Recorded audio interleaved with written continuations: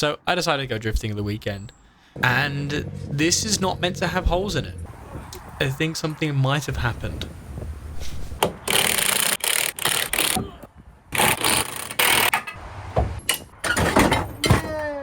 And with the diff out, we can find out what's actually happened.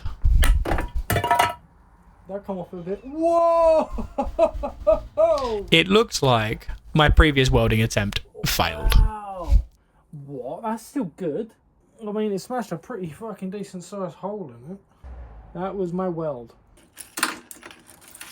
More of my weld, but that is meant to be that. Also, the other way. So this time, we're going to do it properly, and I'm going to show you how. First of all, we're going to get this diff out. Take these 4 bolts out, and take the carriers off. Remember what side they go in, and make sure they are put back correctly. So you want to take these shims out. You've got the shim and the bearing race, and you want to knock the shims out. Just get a punch and a hammer, just hit it from the inside, and they should pop out. The diff will now be free. It's going to be a bit difficult to get out, but make sure you don't drop the bearing races and get them mixed around.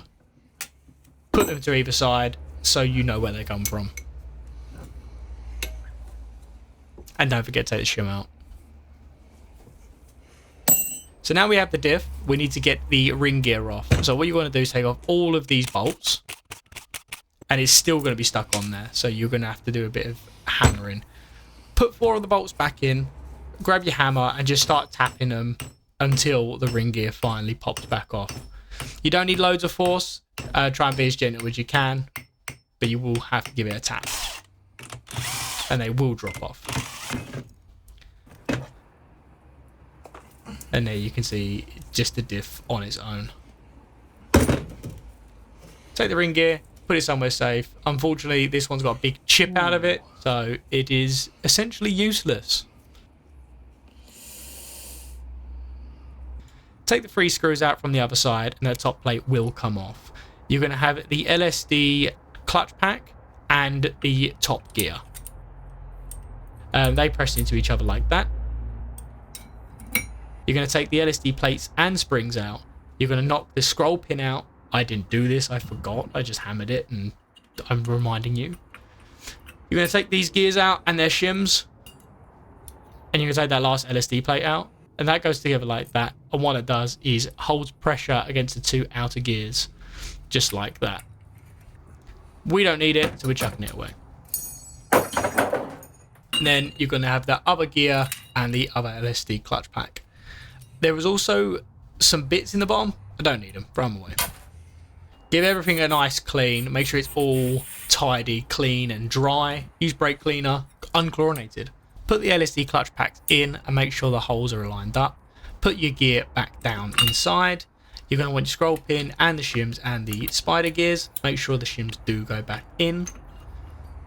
And don't forget to put that scroll pin in. You might need to give it a tap as well. Top gear goes back in.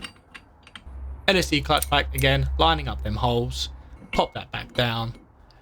And there you go, all reassembled. You're going to want to put the screws back in as well.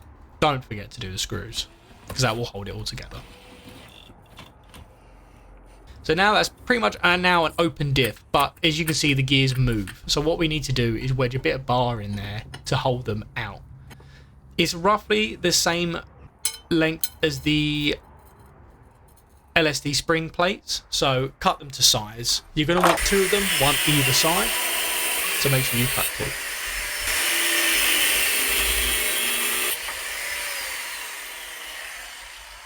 I've cut the corners off just so the MIG gun can get in there a little bit better.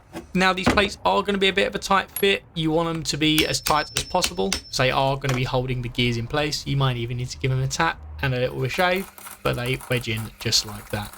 Once you've done, get the welder out, weld the plates to the gears, weld the gears together in the corners, and you're going to want to do that on both sides.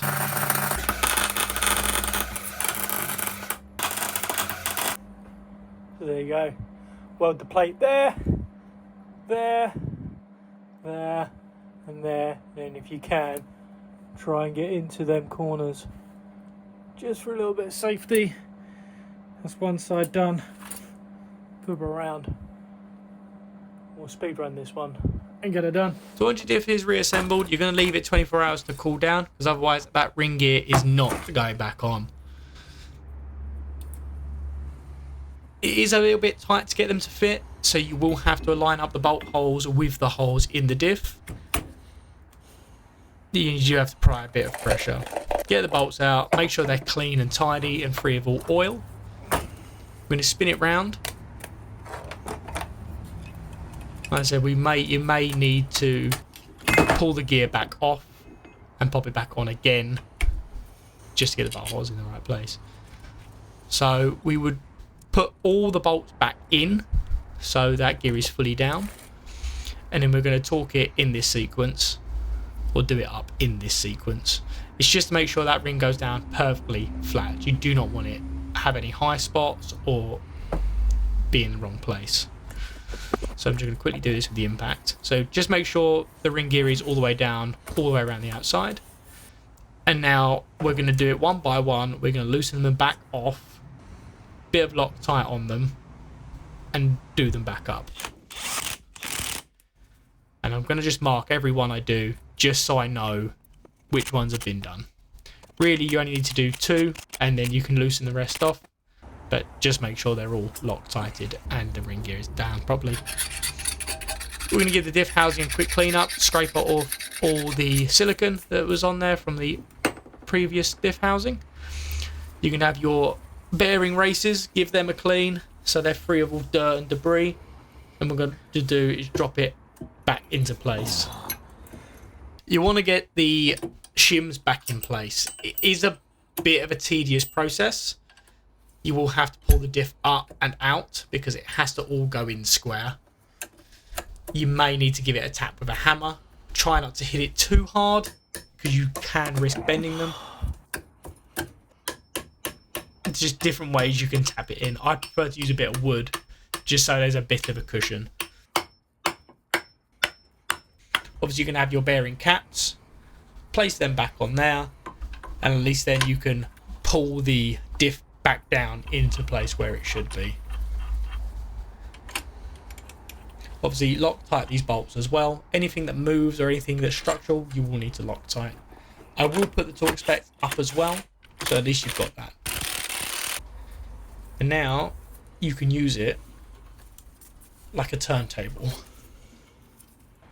Just make sure the differential lines up with the seals, and if that's okay, clean up that top cover, silicone nut the base,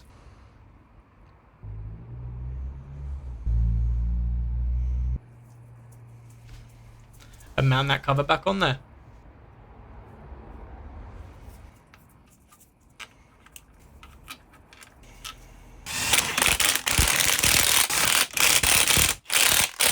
Make sure you tighten it up in that sequence as well to make sure that plate goes down properly.